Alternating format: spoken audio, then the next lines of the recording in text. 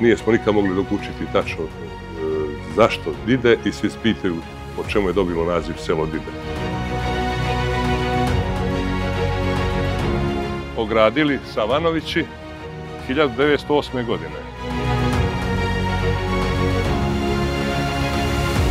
Ova voda nikad nikome nije škodila, kad je vruć, kad je znojav, sve to nije nikad nikome pravilo problem.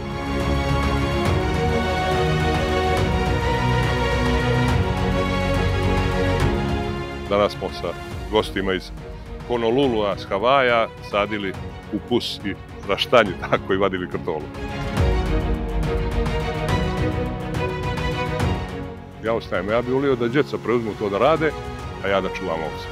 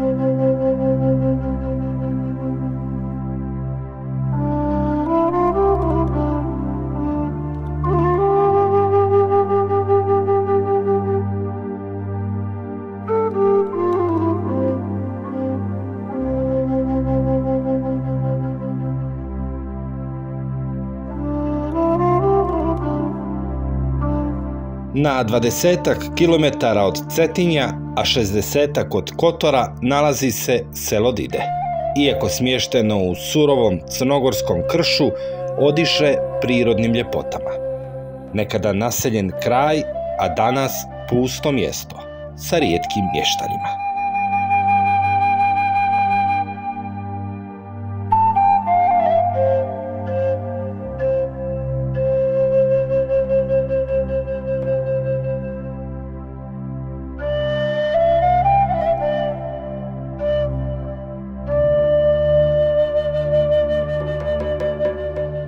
Pa divlja priroda, ovo selo, možemo reći da je staro selo.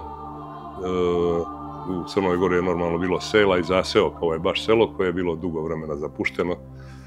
Ne samo što je bilo divlje, nego potpuno zaboravljeno i zapušteno od mještana i silom prilika i tako. Sada evo nekoliko se selo obnavlja, vraća mu se život i počelo je dobija izglede pravog mjesta, prigodnog za život i za neke aktivnosti, inače ovako za selo, za bavljenje raznim stvarima i tako.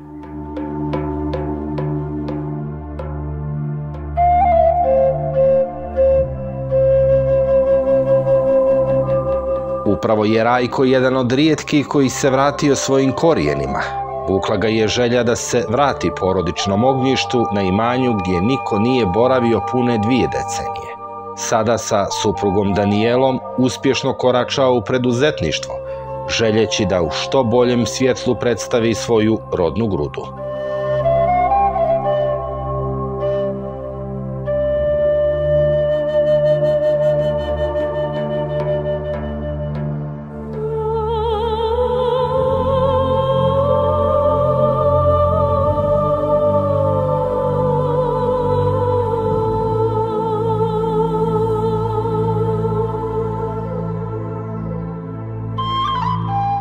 Pa ovo je Đedovina, ja sam tu rođen, evo baš tu sad, gdje sedim, tu sam rođen.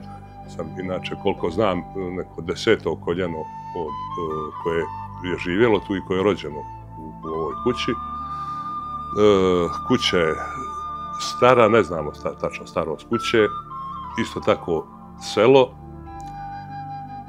sa interesantnim nazivom, nije smo nikad mogli dokučiti tačno zašto Dide i svi pitaju po čemu je dobilo naziv selo Dide. Tako da toga podatka nemamo. U selu su živjele najviše 7-8 porodica, od brastava Vujići, mi Vujići i Draškovići. I moram to ponoviti da je selo uvijek bilo složno, da nikad nije bilo problema, zavada među mještanima i po tome je bilo poznato u okruženju.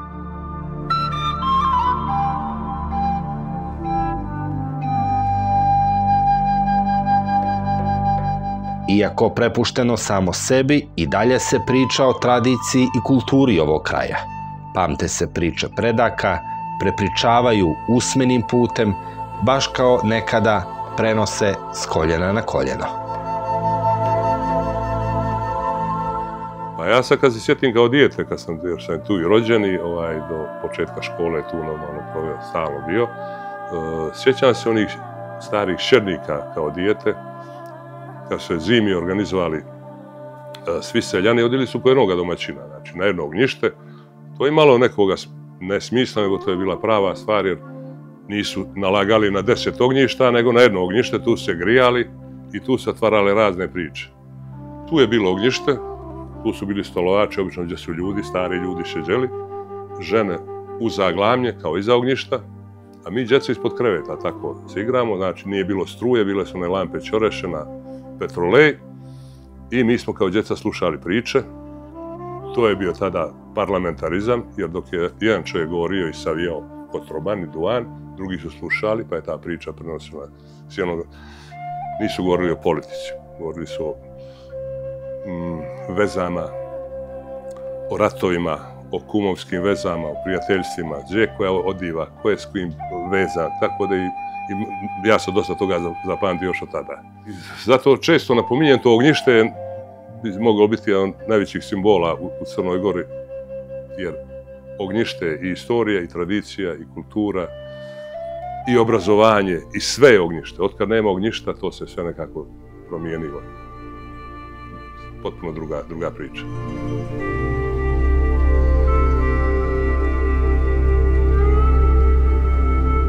Koliko se danas čuva uopšte kultura i tradicija ovog kraja i imate li negdje utisak da se ove mlade generacije nekako olako odriču svoje džedeve? Pa to nam je izgleda nametnuto, nekad je bilo sramota biti seljak i reći ja sam rođen u Dide ili Suce, Djelice, Čevo ili tako nešto, znači ljudi to nekako. Jednostavno je to nametnuto ljudima, jednostavno seljak je neka pogrdna riječ ili tako nešto.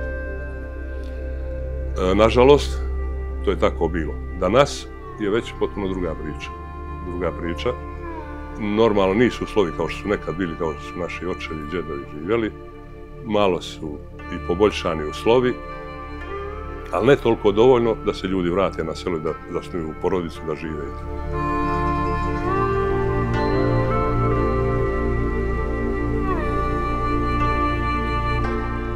Sticajem okolnosti ova kuća je davno 2002. godine izgorela, znači to ognjište i tako, onda je bilo proradile su emocije, što, kako da radimo. Tada sam bio moja porodica u osnivanju porodice, mala djeca, poslovi i tako, ali upornim radom i slogom porodice smo ostvarili taj cilj, mada to traje, ne traje to godinu, dvije, to traje preko skoro 25 godina.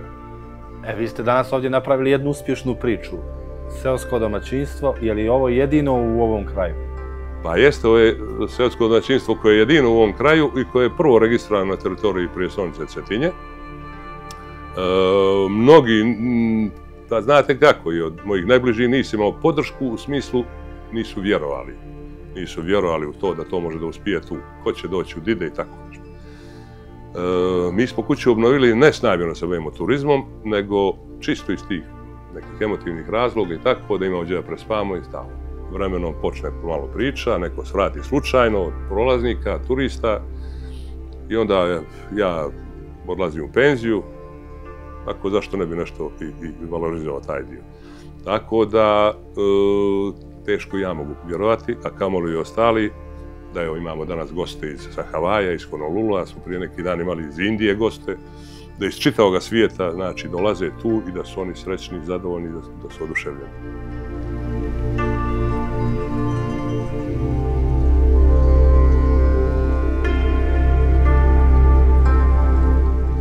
Kazali ste sad jednu zanimljivu stvar, govorili su vam ko će doći u Dide. Što je danas vaš odgovor? Ko dolazi u Dide? Pa dolaze svi. Nisu mi samo govorili moji najbliži, eto i majka, ujak i tako. Ne s lošom namjerom, nego čisto da se ne opterećujem. Zašto to radiš? Pa ode ti život, ode sve to ono.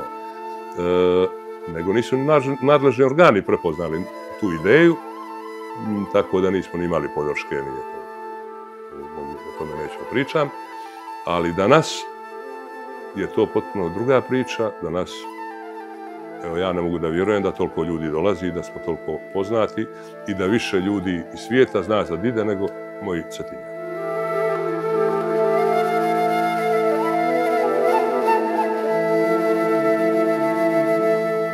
Rajko je prvi registrovao seosko domaćinstvo u ovom mjestu, pa kraj polako dobija novi sjaj. Ljudi se vraćaju, a brojni gosti često svraćaju.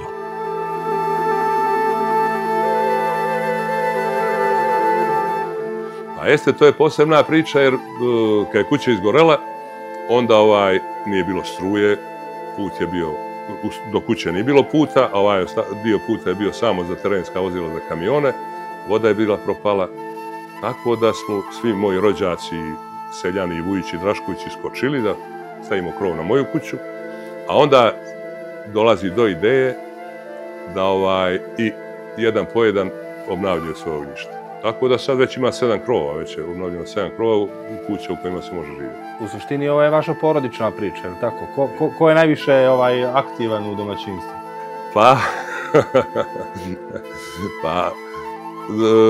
Svi smo bili aktivni i bez te podrške se ne bi ništa radilo. Bez sloge i podrške ništa. Nije to bilo nekoga novca, nekih velikih para, to je više naš rad, naš entuzijazam i tako. Znači, i normalno sad, evo, tu je moja majka, tu je moja supruga od koje sam imao uvijek podršku. Sad svi shvataju, moje sestre, rođaci, svi gledaju je li to moguće da je to tako da je ta priča uspjela.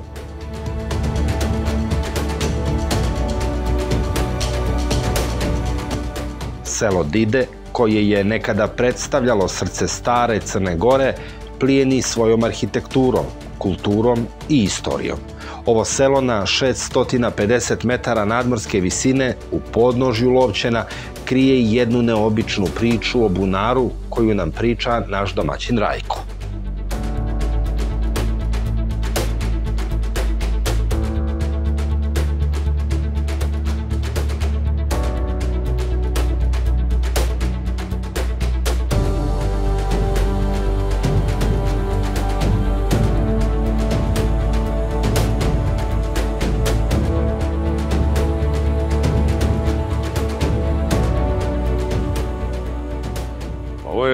Bunar ili bistirna, kako je mi zovemo, to je izuzetno pitka voda, kvalitetna, čak probali smo je hemijski, bakteriološki potpuno ispravna. Evo tu stoji natpis koji je zub vremena ga izlizao i piše ogradili Savanovići 1908. godine. Znači, to je Savanovići su moje manje bratstvo, mi smo Vujići, na manje bratstvo Savanovići, taj ogranak Vujića. Znači, od 1908. godine se koristi i dan danas. On je dosta dubok i voda je izuzetno hladna i ledna. Evo, možemo malo da izvadimo vode. Zašto najviše danas koristite tu vodu? Pa ona se koristi za piće. Ona se koristi za piće i normalno za kuhinju, ostalo jer je ispravna voda. Tu se pokazuje koliko je tih utori od lanaca, jer nije mehanizam bio, nego se ručno potezalo i koliko je lanac urezao u taj kamen. Pričalo se za vodu da je izuzetno zdrava, jer neke vode znaju da škode ljudima, da štete ljudima, da ne smiju se napiju. Ova voda nikad nikome nije škodila, kad je vruć, kad je znojav, sve to nije nikad nikome pravilo problem. Tako da ima neku... To je voda, kao što vidite, nema vodokup, nego dolazi, to je kao polužija voda. Dolazi iz brda, kroz ovaj džer i tu je kao kaptaž. Znači nije direktna kišnica.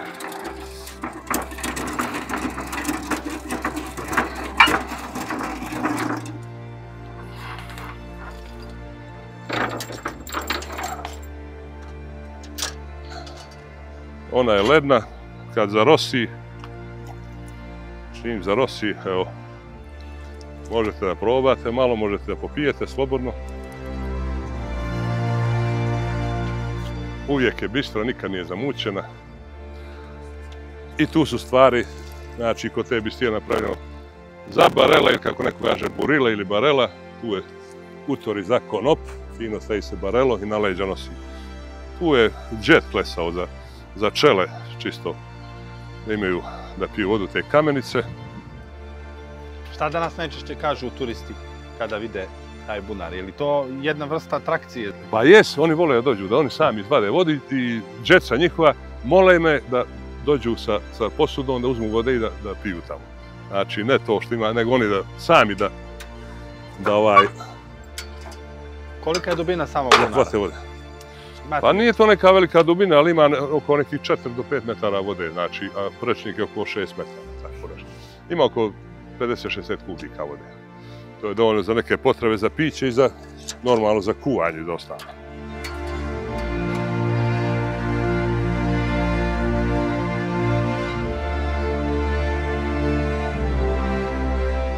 Ono po čemu je ovo domaćinstvo specifično jeste da jelovnika nema. Gosti sami mogu pripremati hranu od namirnica koje proizvodi porodica Vujić, a i domaćini su tu da spreme što gosti požele. –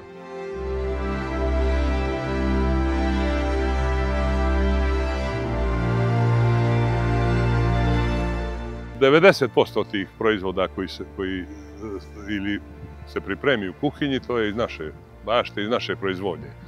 Od mesa, jaja, meda, sokova, vina, rakije i normalno bašte, tu sve povrće koje postoji, tu se radi. To je organska proizvodnja, nismo sertifikovali, ali to se radi na taj način, znači samo organska đubriva. Ljudi vole i sami da uđu u baštu, da iščupaju, uberu salatu, luk, mrkvu, da izvade kartole. Napravili to, danas smo sa gostima iz Honolulua, s Havaja, sadili kupus i raštanj, tako i vadili kartolu. Kakvi su njihovi utisci kad imaju mogućnost da se bave tim poslom? Pa oni su srećni, oni samo gledaju i trče, znaš, ja vadim kartolu, oni grabe, broje i gledaju kako su krupne, kako su lijepe i čude se. Jer mnogi ne znaju, naprimjer, evo kartola kako izgleda, čak kažu za rumetin, kukuruz, mi imamo to neko staro sjeme iz Bjelopavlovića, pa gledaju što je to korn, ne znaju kako klas izgleda, kako kukuruz izgleda, osim u konzervi. I tako da ne kriju oduševljenje.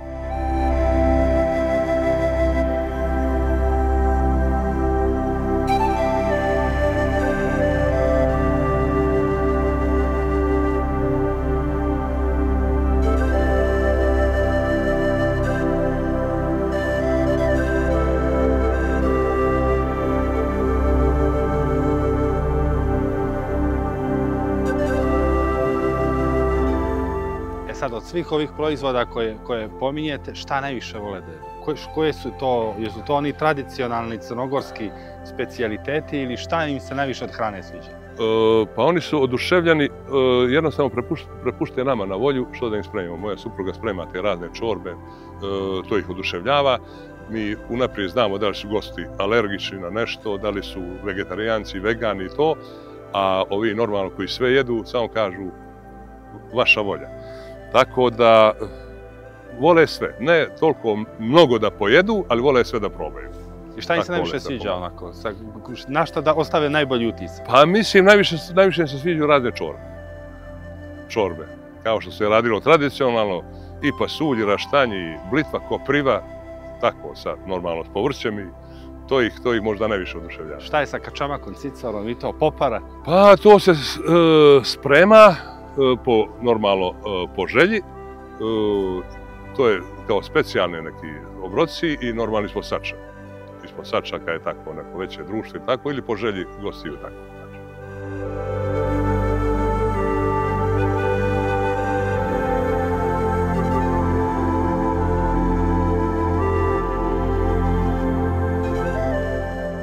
Možemo da vidimo jedan proces vađenja krompira?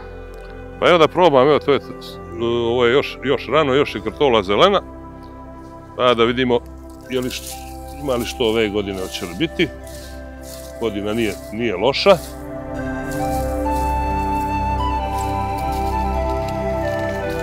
Koje su to količine otprilike koje zasadite godišnje? Pa mi zasadimo, ove godine smo zasadili oko 250 kila sjemena, to je, boga mi, jedno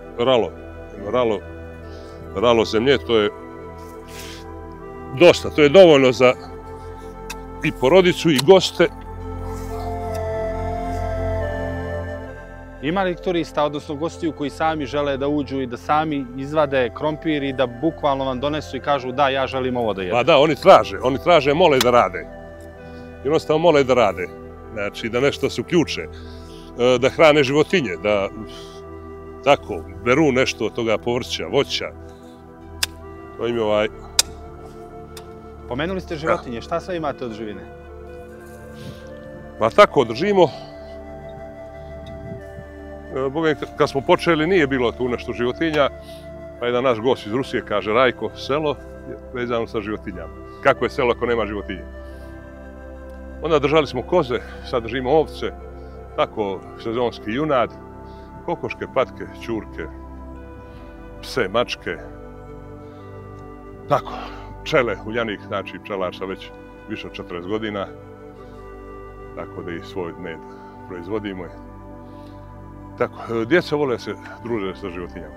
Dobijali smo goste, stizali su iz Londona, iz Engleske, direktno, Podgorica, renta kar, kud ide, samo djeca vide životinje.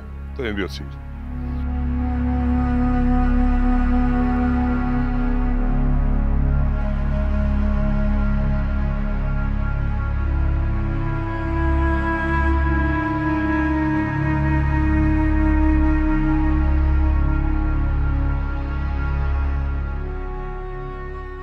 Vi negdje baštinite tu tradiciju i kulturu svojih predaka.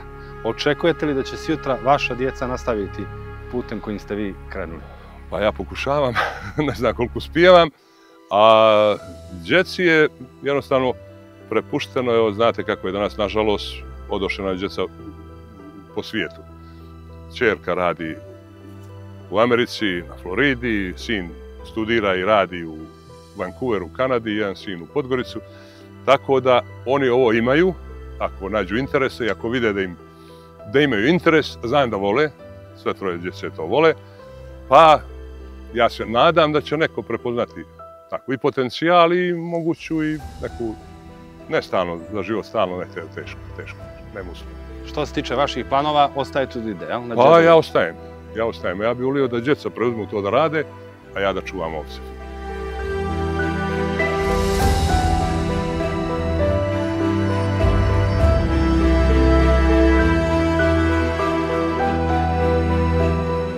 Iako se možda ne dolazi lako do ovog sela, oni koji ga posjete ne zaboravljaju lako prirodne ljepote, hranu i ljubaznost domaćina. A gostoprimstvo je, poručuju naši domaćini, naša najveća prednost i najbolja preporuka gostima da dođu u ovo selo.